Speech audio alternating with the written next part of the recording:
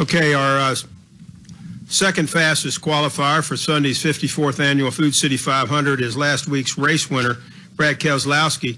He drives the number 2 Miller Lite Ford for Team Penske. And Brad, just talk about you've started off extremely well in these group qualifying sessions on the pole last week.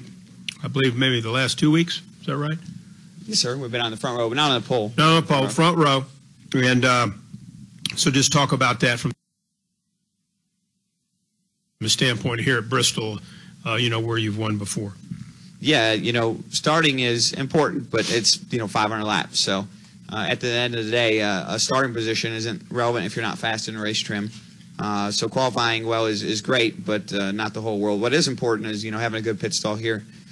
This track is really dicey on pit road, among other things. So, it's dicey on the track, but pit road is really difficult. It's a huge challenge for the crew and the drivers. So having a strong selection for pit road is probably the larger piece of the equation, besides just overall morale and feeling good about yourself when you go to bed tonight. But either way, happy to be in this spot, proud of the effort, and things are going pretty well to start the 2014 season for the 2 crew. Okay, we'll take questions. Jenna has one, and then Mike Embry for Brad, and then Bob Pockrass. Jenna Fryer, AP. I assume going back out there right at the end was an attempt to get the pole from Denny? Well, I mean, yeah. Okay. But I don't know. Is there another thing you can do out there? So is the new did the new cooling unit, did that rule make that possible?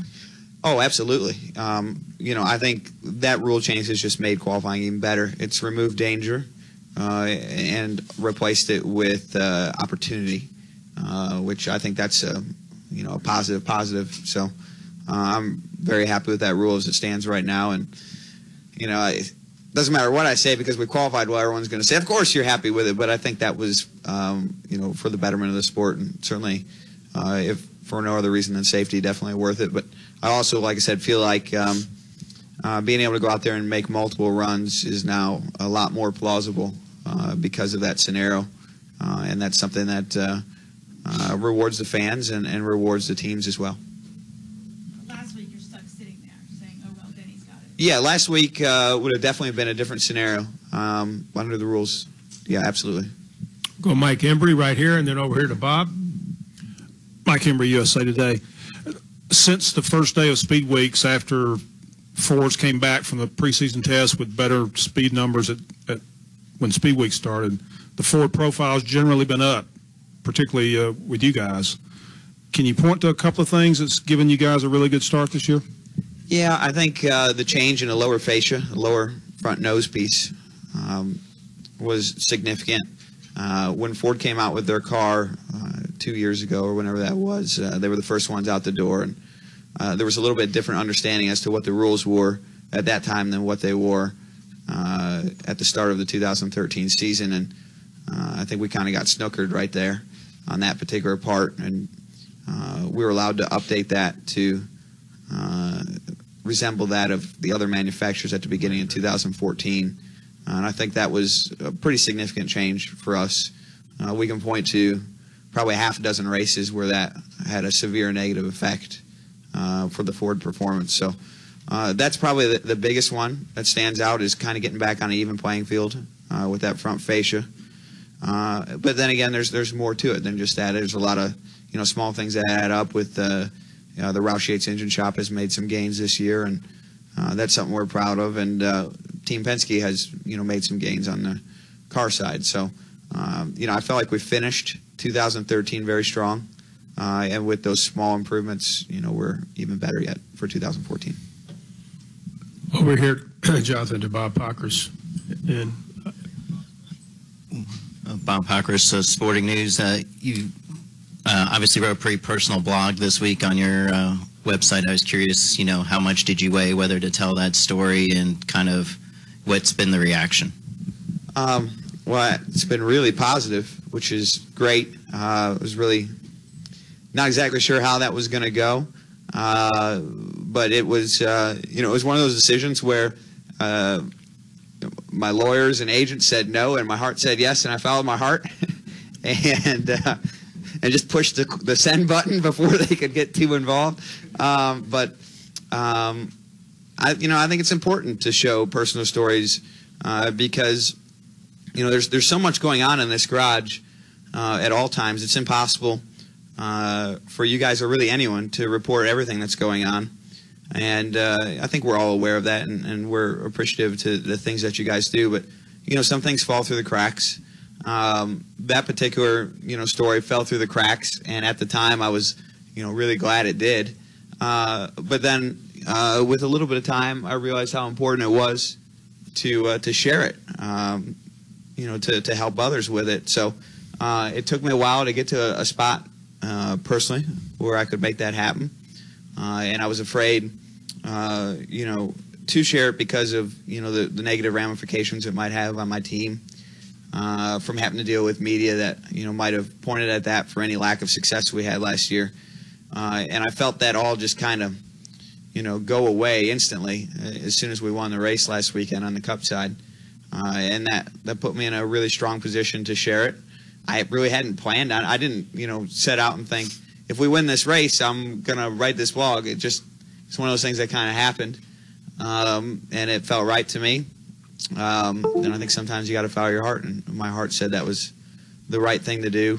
And the positive response has really been something that it means a lot to me. I'll cherish forever.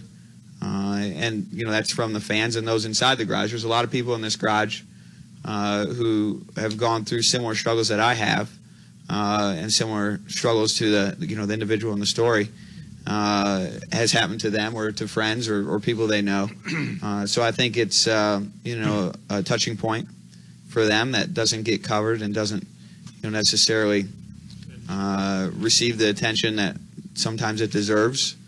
So I was glad in some small way to play homage to that. Two more questions. Nate and Jim.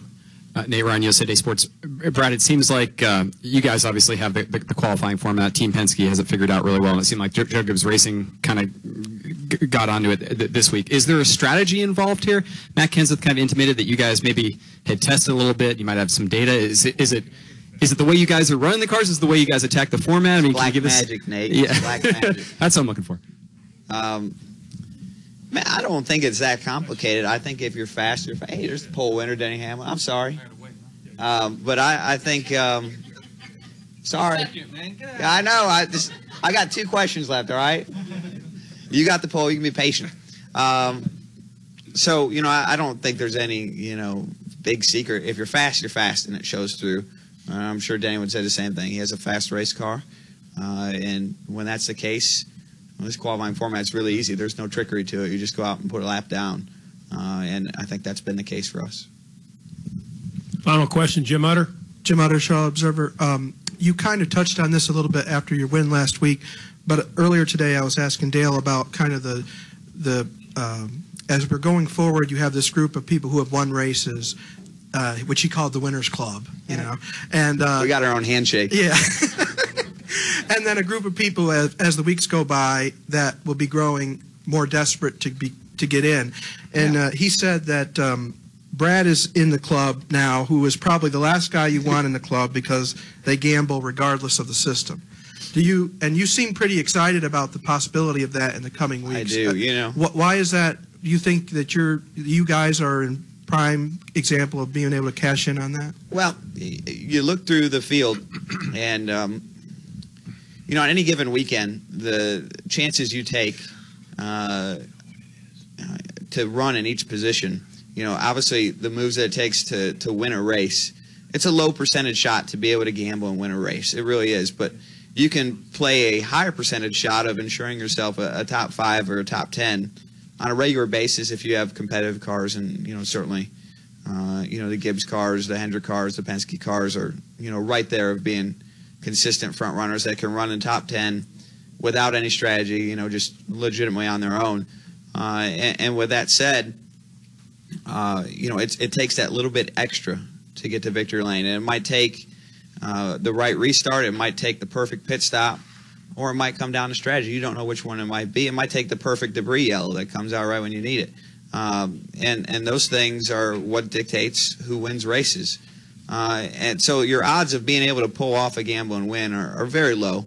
But if you feel like before you were going to ensure a top 10 day, which was more important because, let's face it, the gambles you take to win could put you in a 30th place day. If you're not worried about that penalty of a 30th place day, you're in a great position to really go after that. And that's where we're at. That's where Dale's at. That's where Kevin's at. And I'm sure some more will join that Winners Club pretty soon. And it's a good place to be because it's stress-free when you know that you can take those chances. And if it doesn't work out, the worst thing that happens is you park a few spots further down on the grid for practice next week. That's a really good feeling. Thank you, Brad, and good luck this weekend. Thank you.